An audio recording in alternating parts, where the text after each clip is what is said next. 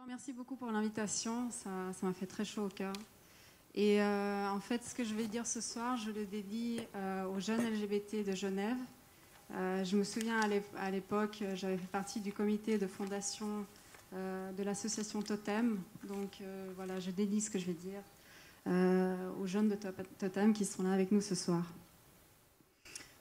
Aussi, en fait, dans mes remarques, là, je vais pas mal lire parce que j'ai envie de manquer rien de ce que j'ai écrit sur le film. Donc d'avance, vous m'excuserez si je suis collée à ma feuille sur mes premières remarques, en tout cas. Je vais proposer trois remarques générales pour la discussion ce soir. Et vous pourrez poser des questions sur ces trois thèmes-là ou proposer d'autres thèmes de discussion, à vous de voir. Le premier point que j'aimerais relever concernant le film est la façon en fait dont l'environnement nous parle comme étant particulièrement oppressant pour ce groupe de personnes, donc les jeunes LGBT, déjà vulnérables à la base. On voit dans le film que la jeunesse est prise en otage par une discrimination multiple provenant de la part de l'État, les communautés religieuses, les parents, les professeurs, la police et les assistants sociaux. Il y a une espèce de lien destructeur pour les jeunes LGBT entre les institutions et les agents qui les représentent. On voit clairement que l'homophobie est véhiculée par les professeurs et les psychologues au milieu scolaire, par les parents à la maison et par l'employeur au travail. C'est aussi intéressant de voir à travers le film les façons au final, vieilles comme nos sociétés, dont l'homophobie se manifeste.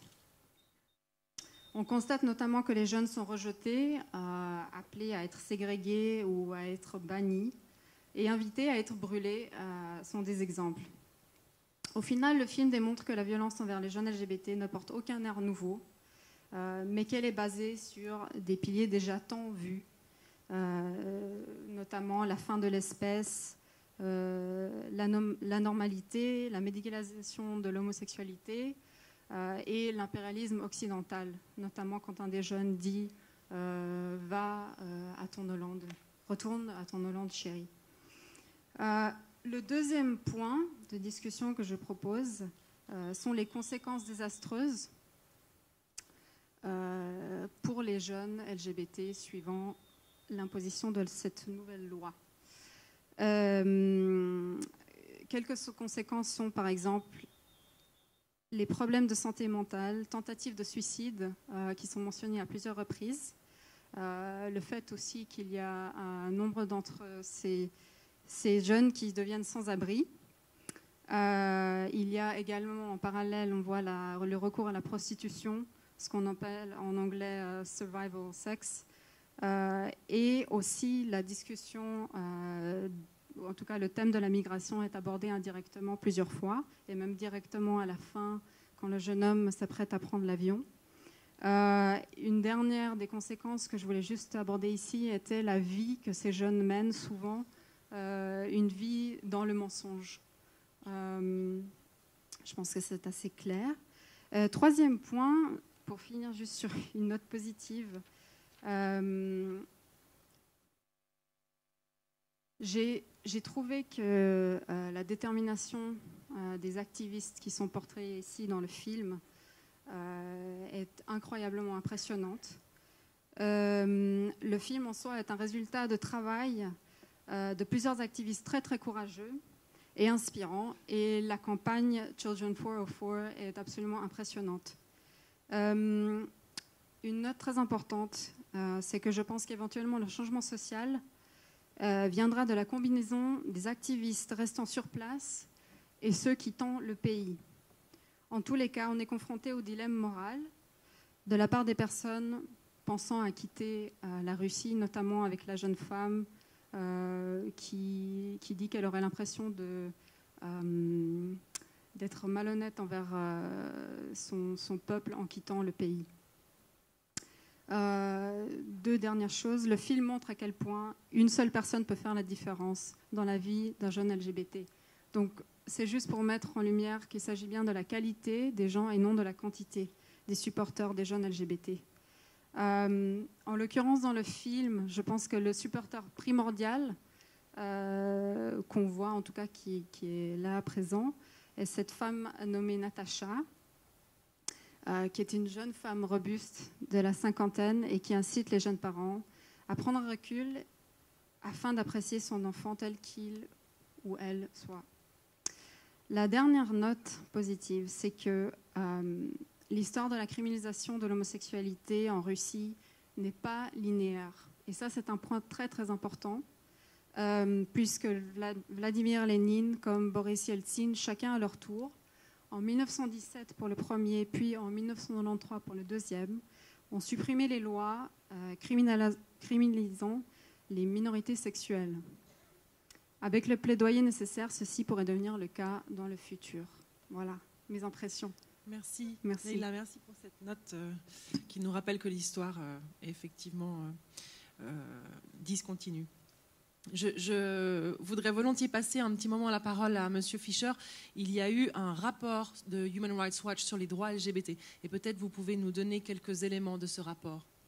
Oui, bien sûr. Et d'abord, je veux m'excuser encore une fois pour arriver en retard. Le Conseil des droits de l'homme a commencé aujourd'hui, alors j'ai passé d'une réunion à une autre. Mais je vous assure que j'ai déjà vu le film et c'est très impressionnant. Et ça indique évidemment à quel point c'est difficile pour les jeunes LGBT en Russie. Deuxièmement, je veux m'excuser également pour mon français si mal. Et je vais essayer de m'exprimer sans trop de fautes. Bien. Merci. Alors oui, notre organisme Human Rights Watch en décembre a publié un rapport basé sur d'entrevues avec beaucoup des militants, des individus, des jeunes LGBT en Russie, qui documentent le problème, la violence, le climat de haine qui a été augmenté lors du passage ou de l'adoption de la nouvelle loi. Je peux indiquer aussi que, enfin, personnellement, j'étais présent à Moscou pour la première manifestation de la fierté il y a quelques ans. Et la manifestation a été précédée par une conférence. Et une des sessions de la conférence était dans la Bibliothèque nationale de Moscou, dans une salle un peu comme ceci, où on présentait un livre selon la vie d'Oscar Wilde. Et tout déroulait bien, mais après peut-être une demi-heure de discussion, à peu près un tiers des spectateurs se sont levés. Ils ont fait le salut nazi. Ils ont commencé à crier la mort au PD. Et puis ils ont quitté la salle. Et un d'entre eux a laissé un petit sac sur une des sièges et on ne savait pas ce qui était là-dedans. Alors on a dû très vite essayer d'évacuer la salle. En fait, il y avait un gaz là-dedans et il y a plusieurs personnes qui ont dû passer par le gaz pour atteindre la sortie. Moi, j'ai eu juste quelques fumées. C'était déjà très difficile pour respirer. Et le lendemain, on a fait juste une petite manifestation au centre de Moscou avec quelques pancartes, placards. Mais les contre-manifestations étaient nombreux. Les policiers étaient là. Mais en fait, ceux qui essayaient de battre contre les gays et les lesbiennes avaient la liberté de faire n'importe quoi dans les rues, mais quand quelqu'un essayait de présenter une perspective alternative, c'était lui ou elle qui était arrêté ou arrêté par la policier. Il y avait beaucoup de violence. Si quelqu'un était identifié comme gay ou lesbienne, il y avait une congrégation des skinheads, des néo-nazis pour le battre ou donner des coups de pied. Alors, c'était déjà très difficile, mais selon le rapport de Human Rights Watch, la situation a même détérioré depuis l'adoption de la loi. C'est clair qu'il y a maintenant des groupes organisés qui ont présence sur le web, qui essaient de faire de fausses rencontres avec des personnes gays ou lesbiennes, surtout gays, et puis c'est une forme entrapment, sollicitation, où il trouve quelqu'un identifié comme gay, il le bat, il met des vidéos sur le web. Selon les personnes qui étaient interviewées dans le rapport, il n'y a pas beaucoup d'intérêt de la part de la police pour faire des arrestations ou des investigations. Évidemment, il y a un climat de peur où c'est très difficile d'être soi-même. Fréquemment, si quelqu'un porte plainte à la police, au lieu d'investiguer l'agresseur, c'est la victime qui est interviewée ou qui risque d'être investiguée ou arrêtée. Alors, c'est à peu près pour ça que c'est clair qu'il y a une grande nécessité maintenant de faire mieux pour appuyer les jeunes LGBT en Russie et aussi pour apporter l'appui de la communauté internationale. Et est-ce que vous pourriez nous dire 2 mots sur la position russe devant les organisations internationales, puisque vous en revenez en particulier sur la question des droits LGBT depuis la mise en œuvre de cette loi? Oui, et c'est clair qu'à l'ONU, la Russie est presque obsédée avec les droits LGBT et qui fait son mieux pour opposé à tout progrès sur ces questions au niveau international. Il y avait une résolution l'année passée qui a été adoptée par une majorité du Conseil des droits de l'homme, mais la Russie était dans la minorité qui a voté contre cette résolution. C'était une résolution très simple contre la discrimination et la violence, c'est tout. Il y avait quelques recommandations qui ont été soulevées avec la Russie au lieu de son examen devant l'ONU. Chaque pays de l'ONU doit soumettre à un examen de sa situation sur les droits de l'homme. Alors, il y avait quelques recommandations de prohibir la discrimination contre les gays et les lesbiennes et aussi de faire des entraînements avec la police pour mieux comprendre les besoins des personnes LGBT. Et la Russie a rejeté ces 2 recommandations-là. Il y avait une plainte devant le Comité des droits de l'homme de l'ONU contre la loi qui prohibit la soi-disant propagande de l'homosexualité. Et le Comité des droits de l'homme a conclu que clairement la loi est contre la liberté de l'expression dans le charte onusienne. Alors c'est clair que oui, il y a des grands obstacles et les standards internationaux sont clairs et c'est clair que la loi viole ces standards, mais c'est clair également que la Russie n'accepte pas de changer la loi pour respecter les droits internationaux. Je vous remercie. Leïla, est-ce que vous pourriez éventuellement nous donner quelques éléments sur les conséquences de cette loi anti-propagande homosexuelle en Russie? Oui, donc comme j'ai dit avant, on voit que ces lois engendrent toujours un certain nombre de conséquences et celles que je vais développer un tout petit peu ici sont notamment la fuite du pays. Donc en fait, la question de savoir s'il y a un rapport entre de cause à effet entre les lois et les émigrations des personnes LGBT est certainement existante et elle est là. Maintenant, pour vous dire, la vérité c'est que la plupart des pays ne prennent pas de notes officielles s'agissant des demandes d'asile des personnes LGBT.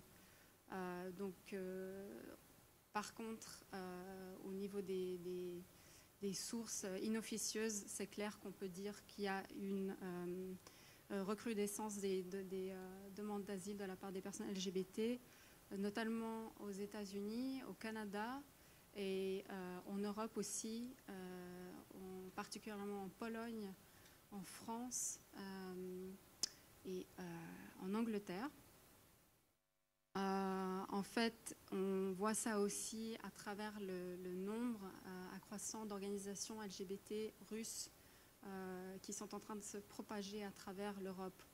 Je pense juste pour finir sur cette conséquence qui sont les migrations.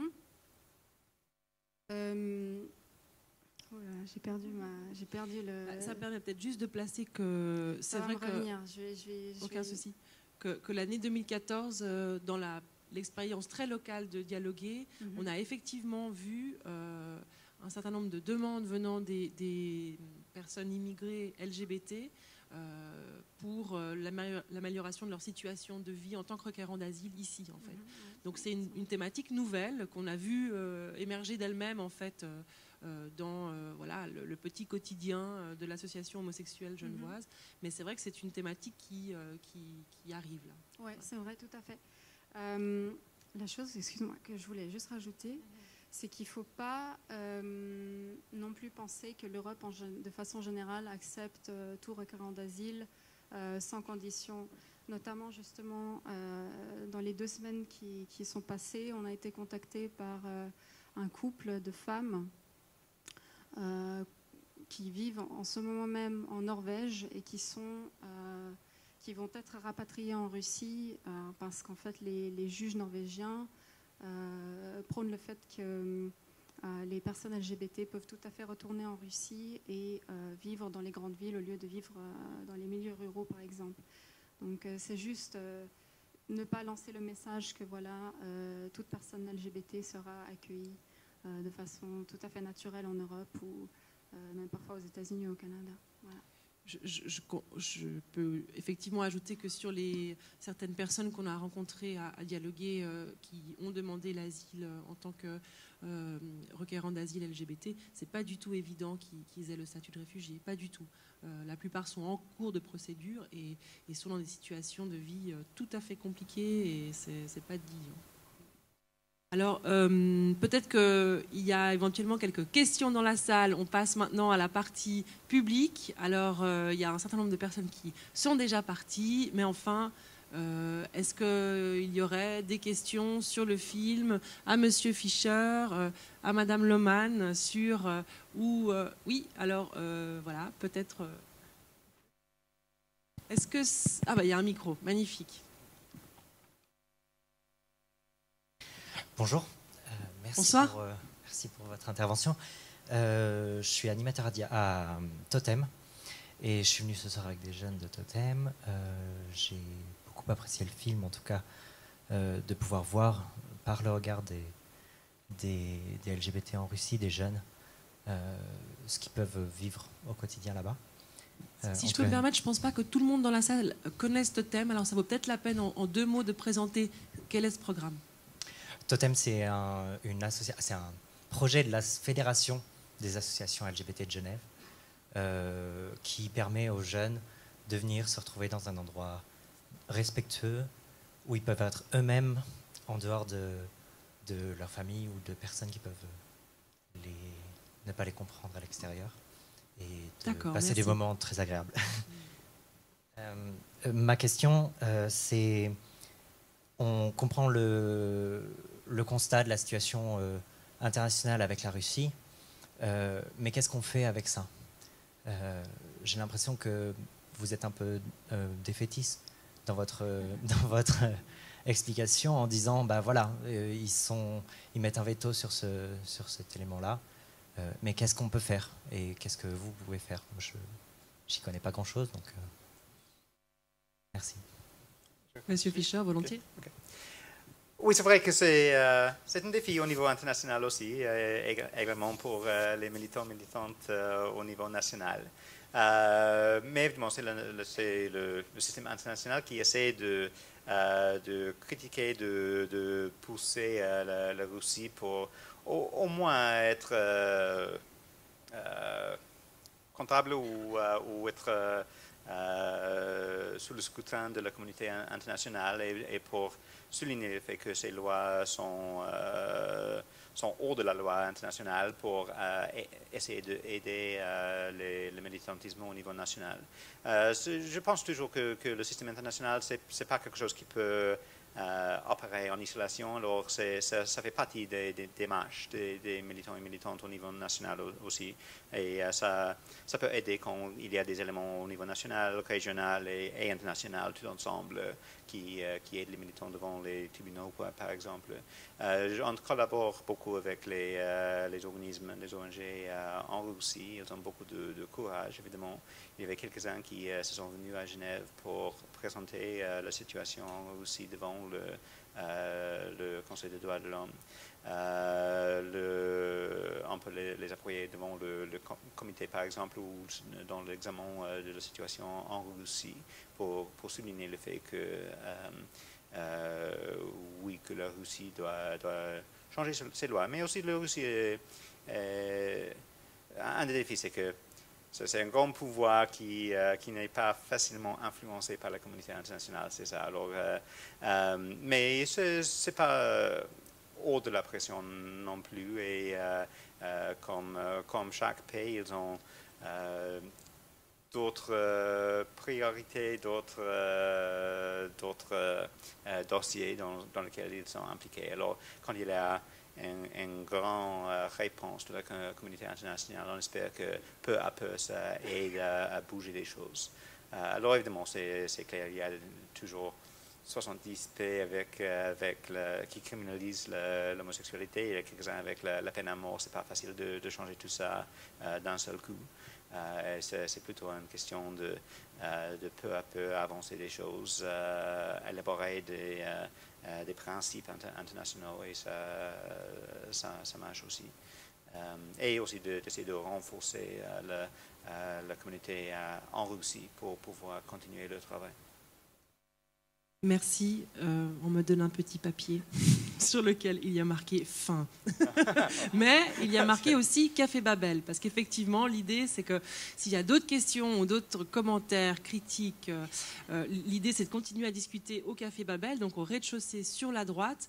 En tous les cas, je voulais juste remercier 1000 fois le FIFDH tout d'abord, le service Agenda 21 pour cette soirée. Remercier aussi John Fisher, Leila Lohman, merci pour tout. Et vous dire quand même que, pour répondre aussi à votre question, si je peux me permettre, le 17 mai, c'est la journée de lutte contre l'homophobie dans le monde. Et il y aura une semaine de manifestations et de lutte contre l'homophobie à Genève, en Suisse et dans le monde. Et donc je vous invite à aller sur les agendas des associations qui militent sur ces questions pour voir ce qui se passe et participer aux différentes actions qui se préparent.